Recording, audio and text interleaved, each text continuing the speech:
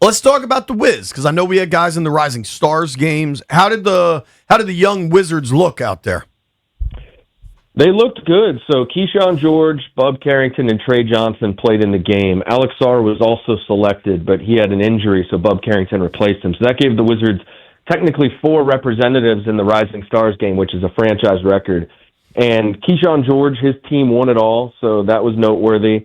And then Bub Carrington and Trey Johnson were on the same team, and they played against Keyshawn George's team. Keyshawn was coached by Vince Carter. They were coached by Tracy McGrady. And so there were some moments between them, like playing against each other, that were fun. Like Trey Johnson made a 3 basically in Keyshawn George's face and like stared him down as he was backpedaling down the court. And they had some fun comments after the game. And then also one thing that was really funny is Trey Johnson and Bub Carrington, they're really good friends, but they have this sort of like trash talking rivalry where they mess with each other in the media.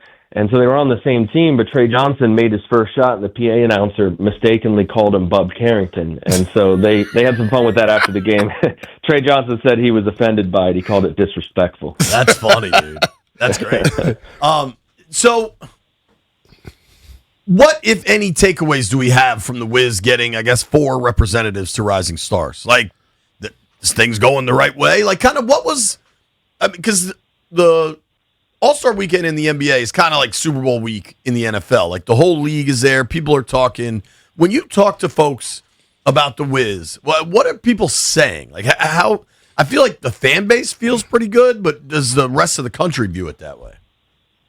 Yeah, I mean, I talked to a lot of media members there and agents and people from other teams, and I heard a lot of, I like what the Wizards are doing. I think a lot of it has to do with just the quantity of talented young players that they have, which of course was reflected by how many of them were selected for Rising Stars, but also the Trae Young and Anthony Davis trades. Like, I think most people see the reasoning there.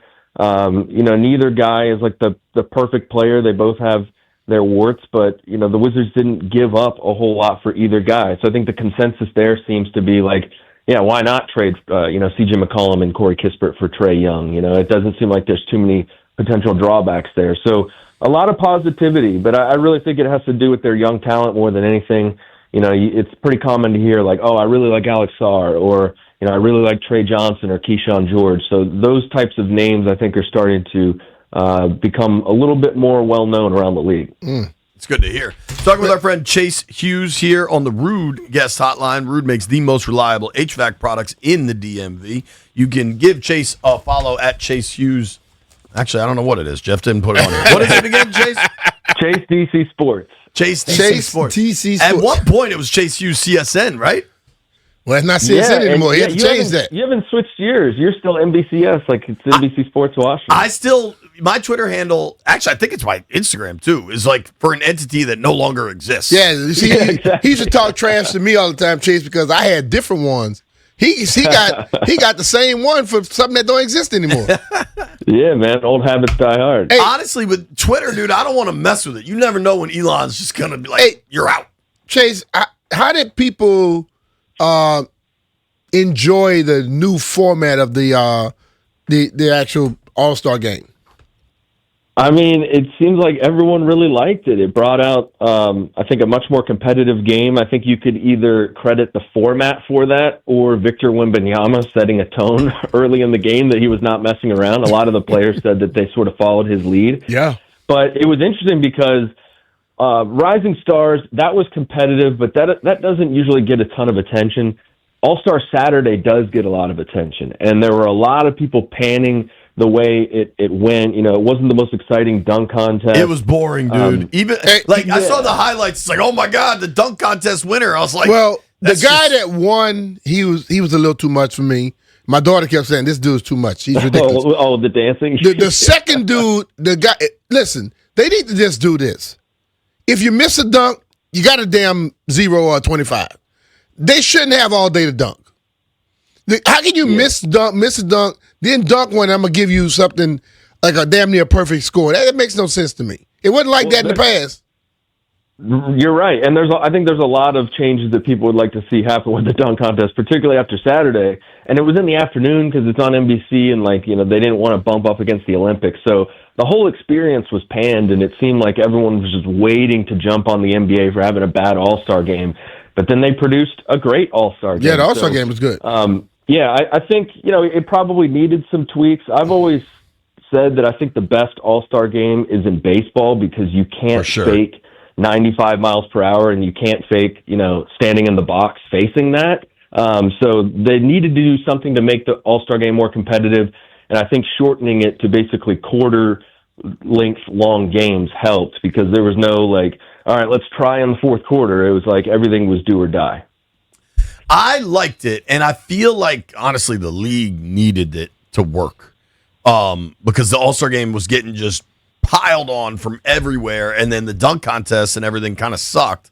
So I feel like who won the 3-point contest? Aren't they not even Damian playing? Lillard. Yeah, but hasn't he been out for a year? Yeah, he's got a torn Achilles. His wrist still good. That's crazy. Yeah, right. His wrist. I just don't know why he's in it. You know what I mean? The dude that keeps winning the dunk contest, Mac McClung, finally didn't join it because he wants to be known as he wanted to give somebody else a chance. Yeah, that's what he said. He wanted to do it, and he actually released videos of the dunks that he would have done, and they were way better than the dunks that were in the dunk contest. I think he should be able to go as long as he winning it. Yeah, I think he would have won it easily. If you go and see the dunks that he was going to do, it would have been a no contest. I almost wonder if the NBA couldn't do this because I'm guessing on YouTube and Instagram and stuff, there are countless, 10, 20, 100 dudes that just dunk, content creators that have sick dunks. I think the NBA would be better 100%. off doing a content creator versus NBA player. A lot of dunk NBA contest. players wouldn't do it. Yeah, hey, right. you guys should look up this guy. His name's Jordan Kilgannon. He's this Canadian dude who's probably 6 feet tall, a white guy, not. But he's Is that the one that shorter. dunks in his jeans? Yeah, I mean he's got blue hair. He always dyes his hair. He's probably the best dunker I've ever seen, and he's a 6 foot white guy. And Wow. he wins they have these other dunk contests that aren't sanctioned by the NBA, and I think he's the GOAT. All right. See, that's what they need. But to that point, I think everybody was ready to kind of rip the All-Star game. And you know what happened? Guys tried. They competed. They tried. And I don't know if it was because I think the way they divided up the American team with basically young versus old was super smart. And then the world team. And I thought the dude to me that really set the tone and I think deserves a lot of credit is Anthony Edwards. Anthony Edwards He's always a wants to play, dog. Dude. Yeah, and he I wants to thought play. that was the most important part of All-Star Weekend. Yeah, and he won the MVP, and it was basically him and Victor Wembanyama, I think, that really let the rest of the All-Stars know early in the game that they were actually going to be trying. And so that was great to see. Those are two of the best young players in the league, and I think if you forecast, the league past the LeBron, Steph Curry, Kevin Durant era, those guys are on the short list of who could sort of take the crown as the face of the league. So that was great to see. I think Wemby, we expected that, and we all know that Anthony Edwards is very competitive, but, he also had comments before the All-Star game. Someone was like, hey, are you going to try to compete harder, or is it, it is what it is? And he was like, it is what it is. So he kind of signaled he wasn't going to try very hard, but then did, and so that made for a great All-Star I think Anthony Edwards always tries to go at it. But, many of the people, the older dudes like the Garnetts, they think LeBron coming in and leading the way with his not wanting to compete sometimes has messed the league up. Maybe if you got guys like Victor Wembanyama, also Anthony Edwards, if they continue like that, maybe the guys behind them do the same thing. And maybe they can do that for the dunk contest next, Yeah. because LeBron never did the dunk contest, and that thing is in a rough state. But if someone like Wemby, Edwards participated, that could make it a lot more entertaining. Totally. Dude, so I had we had friends over Sunday evening, and so there were a gang of kids running around my house, and we were watching the All-Star game, and these young kids, like my youngest daughter and then their friends, they caught Wemby on TV and were like, oh my God. It was I feel like for Anthony Edwards say he's 8 feet. Doug, not that obviously, Wembanyama has a massive audience. Like, everybody knows who that dude is. But I do think more casual NBA people, because he hasn't had a deep playoff run yet, and, like, you know what I mean? Like, if you're a more casual basketball fan, you're not as aware. Like, maybe you've seen pictures and he's 7'5" and he's so tall, but like watching him in that All-Star game and like his ball handling and just the type of complete player he is, I think that's going to open a lot of eyes in what is a very big platform on national broadcast television. You know, and I think because it was Sunday with the Olympics, you had a lot of people that watch the Olympics aren't tuning in for Spurs Heat on a Tuesday night. You know what I mean? But they probably just left the TV on and they're like, oh, look, here's the NBA All-Star game. And Wemby's the type of dude that blows your mind. Totally. Absolutely. And this could be the year where he has that deep playoff run. Right. You know, the Spurs are second in the West at the All-Star break. So they've got a loaded team. I mean, as long as he's healthy, they've got a chance. So I think if they went on a deep playoff run, it could be the year where he really becomes a household name. Dude, so the one other thing I wanted to ask you about, and I forget, I think it was Ryan Russillo's podcast. I was listening to this maybe last week. He was saying how L.A. is still not really a LeBron town, that people still love Kobe more. And granted, this game was at the Clippers Stadium and not the Lakers Stadium. Kobe won 5 championships there. LeBron won 1 in the bubble. In the bubble year. Right. Come on. He should still be. I agree with you, but I'm just curious what you felt being there, All-Star Weekend, L.A. There's at least rumors if LeBron might retire this year. Like, did it feel like a LeBron celebration, or was he just kind of one of the dudes there? I would say more like the latter, but it's interesting you bring that up because I was in LA and somehow it came up. I was in an Uber, and the Uber driver was saying he was a big Lakers fan and that he did not feel like LeBron is a true Laker. You know, it's still Kobe's town, and he just his reasoning was, it never seemed like LeBron really embraced the city like Kobe did. You know, he had issues with Bronny. I don't know. I mean, how are you supposed to top Kobe's legacy? Maybe it's just a tough act to follow. But it didn't seem like that for LeBron, and I would say that maybe a month or two ago, I was seeing a lot more about like, oh, this could be LeBron's last year, when he came to D.C., is this the last time? But he had some comments in L.A. that made me feel like maybe he's coming back for another season. Whether it's with the Lakers or not, we'll see. But he says that he truly doesn't know at this point, so we'll see. I mean, the thing about it is, listen, I can understand people believe LeBron is a damn great NBA player. But what is it, Cleveland? Is it L.A.? Is it Miami? What is it? The only place he's jumped around too damn much for people to say he's a real Laker. It's a LeBron town.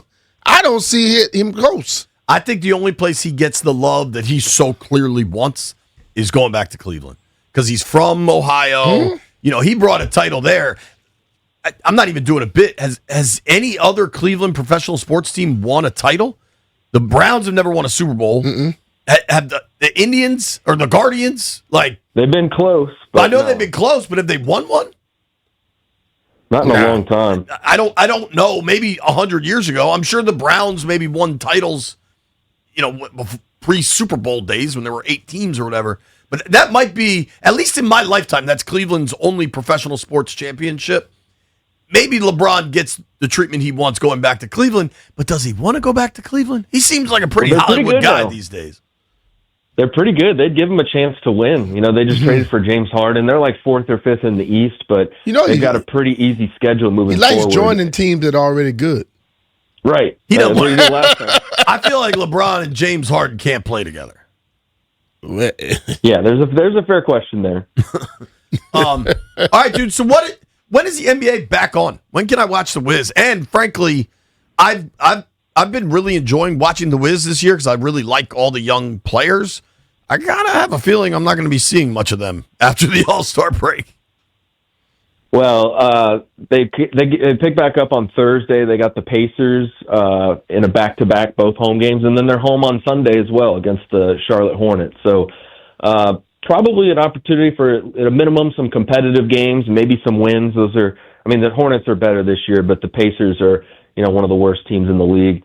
And speaking of the young players, we might see some Trae Young and Anthony Davis after the All-Star break, but I would also expect a lot more minutes for the young players. Maybe a guy like Will Riley, who hasn't played a whole lot this season, but lately those minutes have been going up. He was the Wizards' second first-round pick this past June after Trae Johnson. I think we're going to see a lot of him in the second half, too.